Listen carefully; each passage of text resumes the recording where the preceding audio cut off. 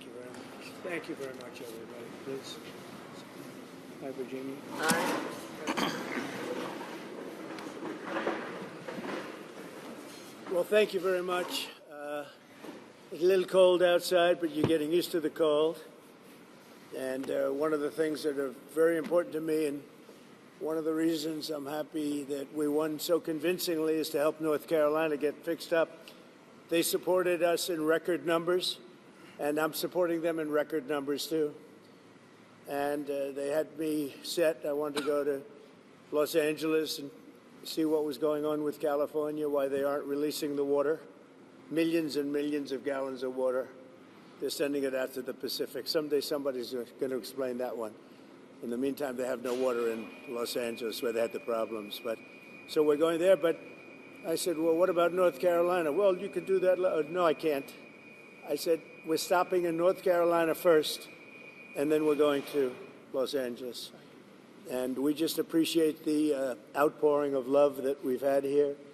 Laura was, as you know, very instrumental in the campaign.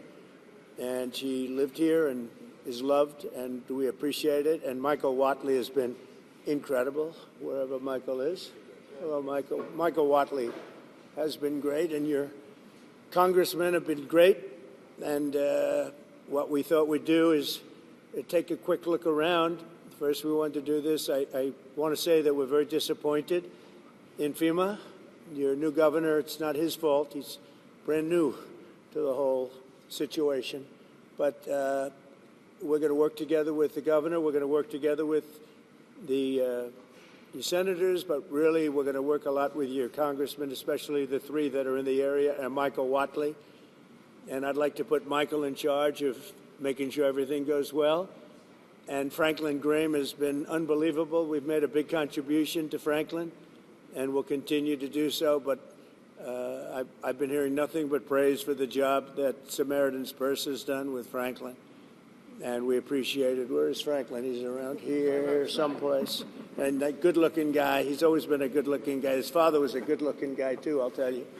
We loved his father, right? I saw his father in the latter years, and I said, well, he doesn't have long to go. He was having a hard time, and he lived about 3 or 4 years after that, right? They say it was good stock. He had the ultimate good stock. But I want to thank you, Franklin. You've been fantastic here, and everywhere he goes, he's always the first one I see. People don't realize it, how good it is. A lot of people, they go, well, maybe it's for the people that he's got, and you guys know because you're here, but the people that he's got have done amazing work. So I just want to thank everybody. We're going to get over and take a look. We'll say a few words. I do want to introduce some of the people that we have. And our First Lady, we'll start with our First Lady. She wanted to be here because of North Carolina, and then I said, well, you can do that, but you're going to have to come to California, too. And she said, that's okay. And we got to fix that one up, too. You ever see anything like that one? It's who would have thought that could have happened? So, Governor Josh Stein, thank you very much. We appreciate it. And we're going to have a very long and good relationship. Representatives, maybe stand up if you would so the press can see. Representatives Chuck Edwards. Chuck, thank you. Thank you, Chuck. Tim Moore. Virginia, you know Virginia Fox, a legend. She is such a powerful woman. Pat Harrigan. Pat, thank you very much. Your Agriculture Commissioner, who I hear is excellent, Steve Troxler. Steve, thank you very much. Good job, Steve. You got plenty to do, right? Huh? More than you ever thought. North Carolina Speaker Dustin Hall. Thank you, Dustin. Thanks, Dustin. Very good. House Majority Leader Brendan Jones. Brendan, thank you very much. We're making progress, Brendan. State Representatives Dudley Green, Carl Gillespie. Thank you very much, fellas. Good. Good. Thank you very much. State Senators Kevin Corbin, Warren Daniel. Thank you. Thank you very much, Kevin, Warren. And County Commissioner Jennifer Best. Thank you, Jennifer. Thank you. So Hurricane Helene was one of the worst natural disasters in American history. It was far worse than it was even billed. I have never seen such water damage. It was largely water damage, wind damage, but water damage nobody's ever seen. I've been here, as you know, numerous times, but now I'm here in a position where we can do something, meaning I've been in office for 4 days, and I wanted to come sooner, but actually they had a little problem with getting logistically in here, but I would have been here even sooner. 104 North Carolinians have lost their lives. Is that now a fairly firm number, or are they still finding people? You know, what do you think? They're still finding people? Pretty much okay? It's a lot of people. 104 people lost their lives. 73,000 homes were severely damaged or destroyed. And I'll tell you, I've been to a lot of them, and this was like lots of hurricanes in one. I've never seen such damage done by water. And the water came, it was violent, and it left, and there was like nothing left. It's really pretty amazing. At one point, half of the emergency calls to FEMA went unanswered. That's real bad. FEMA was not doing their job. The city of Asheville went without running water for 2 months. A whistleblower testified that some FEMA employees refused to help people who displayed Trump signs on their property. I think that's true, isn't it? I read that. It's not nice. That's not too nice, is it? But whoever those property people were, thank you very much. Michael, is that true? That's not good, huh? About the property owners you put a Trump sign on and they wouldn't help? FEMA. Earlier this year, FEMA kicked 2,000 North Carolinians out of their temporary housing into below freezing temperatures. What was that all about? You know about that? What happened? Tell me. We had an incompetent administration under Biden, and we had a disaster, and we call it the disaster after the disaster. That was the FEMA response. You had nothing but disaster since then. It doesn't matter at this point. Biden did a bad job. Some residents still don't have hot water, drinking water, or anything else, and many of them don't have quarters. They don't have anything. They got a stipend for what they lost, and we're going to take care of it. This is totally unacceptable, and I'll be taking strong action to get North Carolina the support that you need to quickly recover and rebuild. We're working on it very hard, and I think if Michael Whatley does half as good a job for North Carolina as he did for my campaign, we'll be very happy.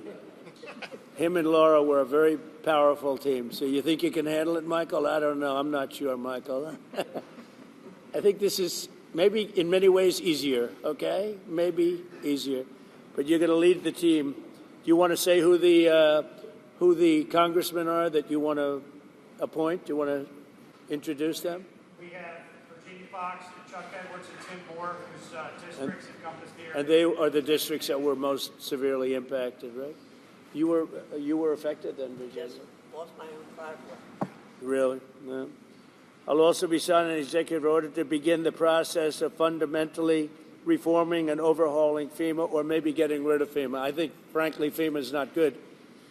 I think when you have a problem like this, I think you want to go and, whether it's a Democrat or Republican governor, you want to use your state to fix it and not waste time calling FEMA, and then FEMA gets here and they don't know the area, they've never been to the area, and they want to give you rules that you've never heard about. They want to bring people that aren't as good as the people you already have.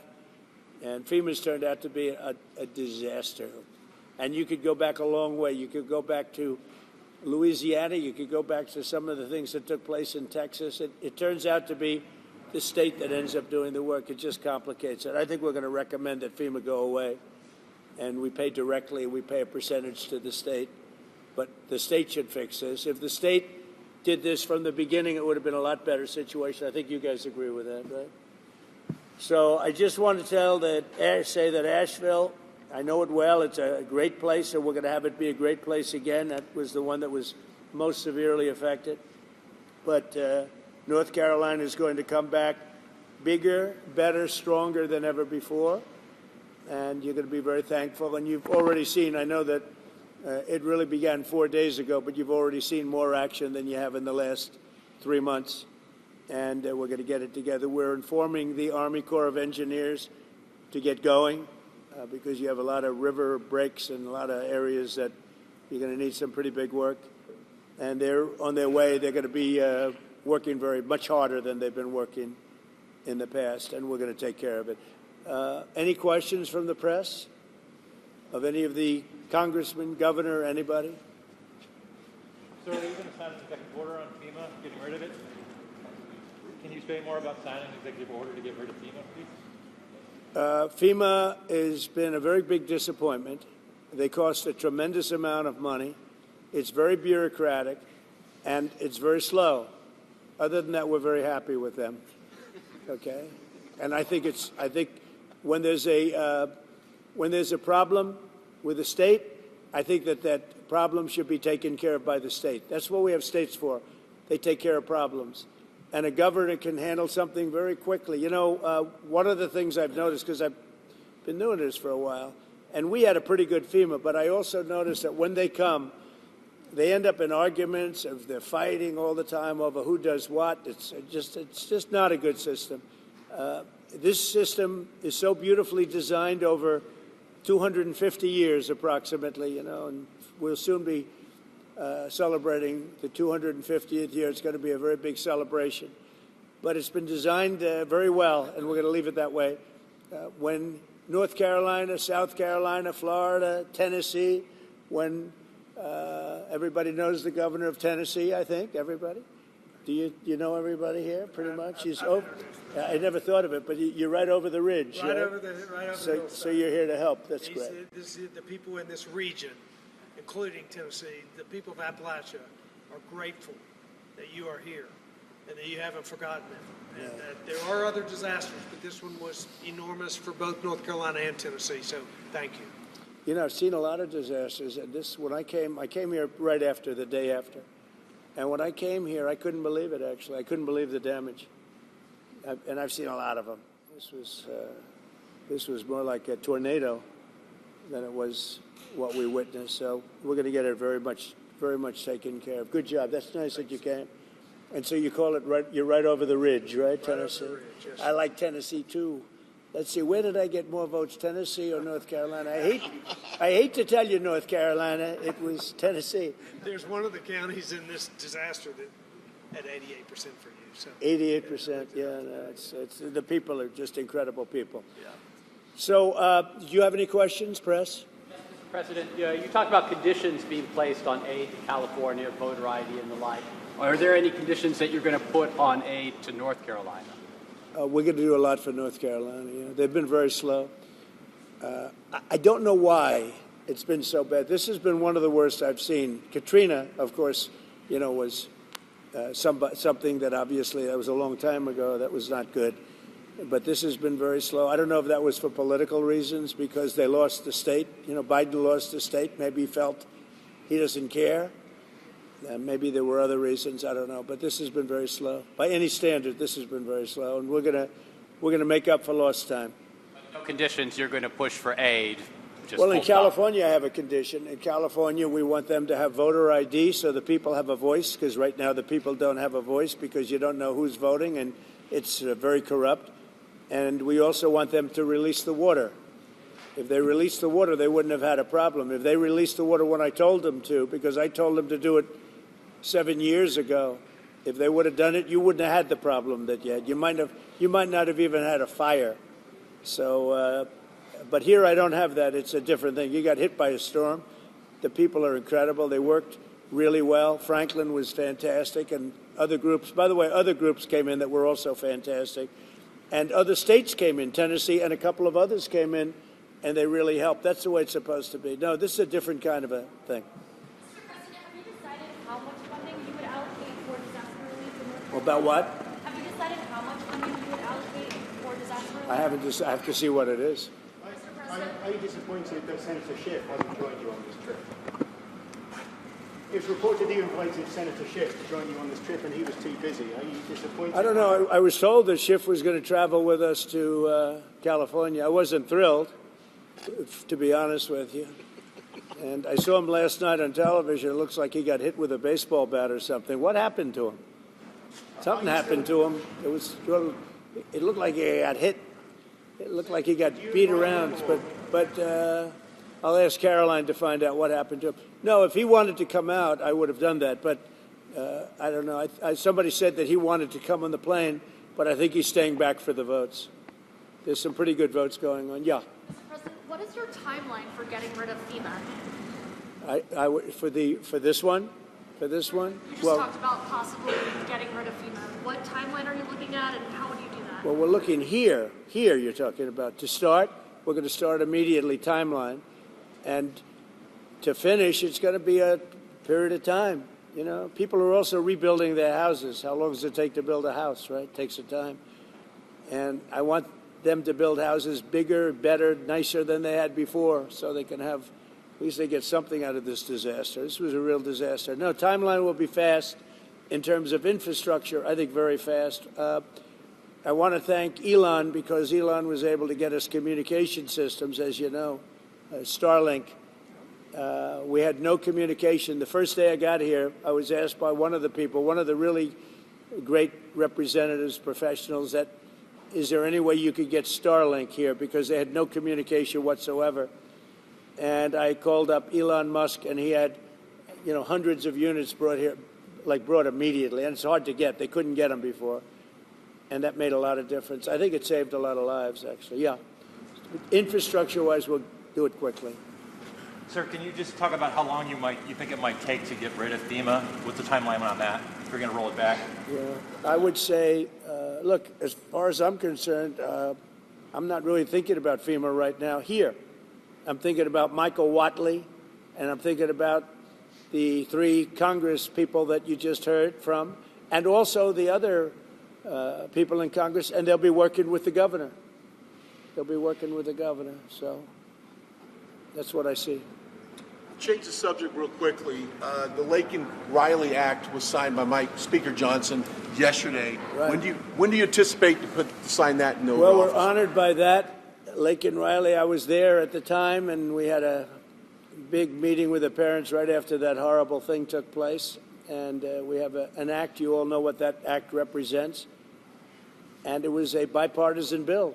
Many Democrats signed onto it. That's something that is a tribute to Laken, a beautiful young lady who was killed viciously by an illegal alien. And we passed a very powerful bill, and it was just approved, and we'll have a ceremony sometime very shortly. I'll be signing it. In other words, if you're asking, I will definitely be signing it. Okay? Yeah. Mr. President, the security detail for Anthony Fauci was terminated last night, and I'm wondering if you have any comment on that. About what? The security detail for Anthony Fauci was terminated last night, sir. Do you have a comment? No, I think, when you work for government, at some point your security detail comes off. And, you can't have them forever. So I think it's very standard. If it would be for somebody else, you wouldn't be asking the question. The question is very fair. But, you work for government. We took some off, other people too. But you can't have a security detail for the rest of your life because you worked for government. For it to be taken off, sir? Yeah, we'll see what happens. Would you feel partially responsible if something were to happen to, say, Dr. Fauci No. or John Bolton? No. They all made a lot of money. They can hire their own security, too. All the people you're talking about, they can go out. I can give them some good numbers of very good security people. They can hire their own security. They all made a lot of money. Fauci made a lot of money. They all did. So if they, felt that strongly, I think that certainly I would not take responsibility. Now, North Carolina is a state that relies on trade and manufacturing. Are you going to have an announcement on new tariffs coming soon? Is there a timeline now? Yeah, the tariffs are going to make our country rich. We're going to be a rich, rich country very soon. Tariffs are going to make it rich, and competence. We have common sense, competence, and tariffs. The word tariff is one of the most beautiful words in the dictionary.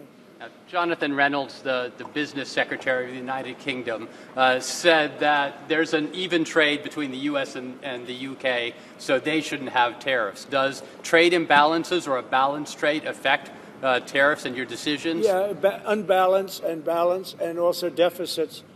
Like with Canada, we lose $200 billion a year with Canada. That's because we allow them to make cars. We allow them to take lumber. We don't need their cars. We don't need their lumber. We don't need their food products, because we make the same products right on the other side of the border. It's sort of crazy. So we've just allowed that, bad management has allowed it over the last 4 years in particular to become very imbalanced. And I said I call him Governor Trudeau, but he's Prime Minister Trudeau when he was Prime Minister. I asked him, why would we do that? Why? And he was unable to give me an answer. He said, I don't know.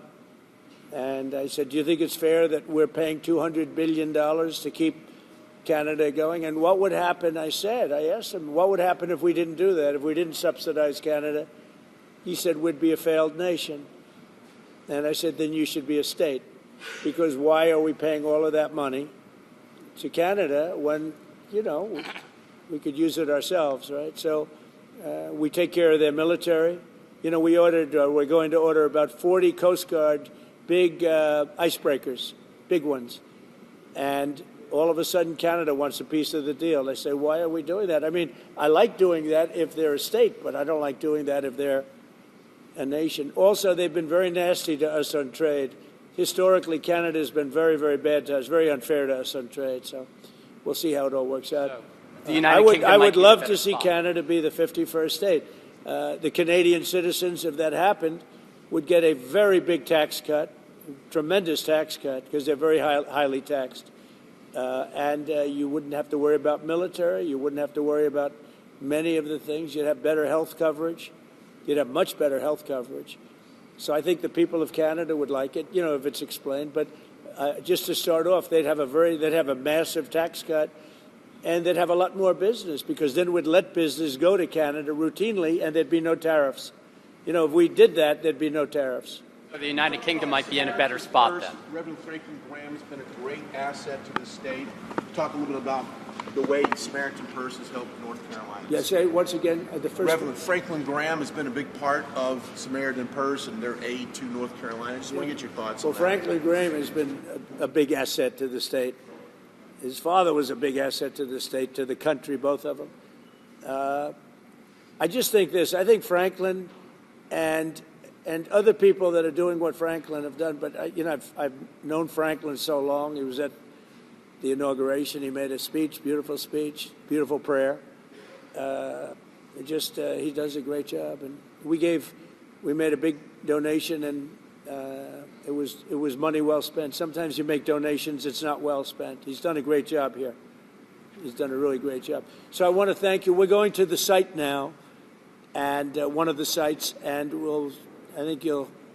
for those that haven't seen it, you won't even believe it, but not enough work was done. We'll get it done fast. And I can speak for the Republican congressman. We're going to knock it out, right?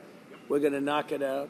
And I think we take it very personally, because North Carolina was very unfairly treated, very, very unfairly treated. And it was obvious. It was too obvious. And we're going to make up for lost time. So thank you to the people of North Carolina. Thank you, everybody.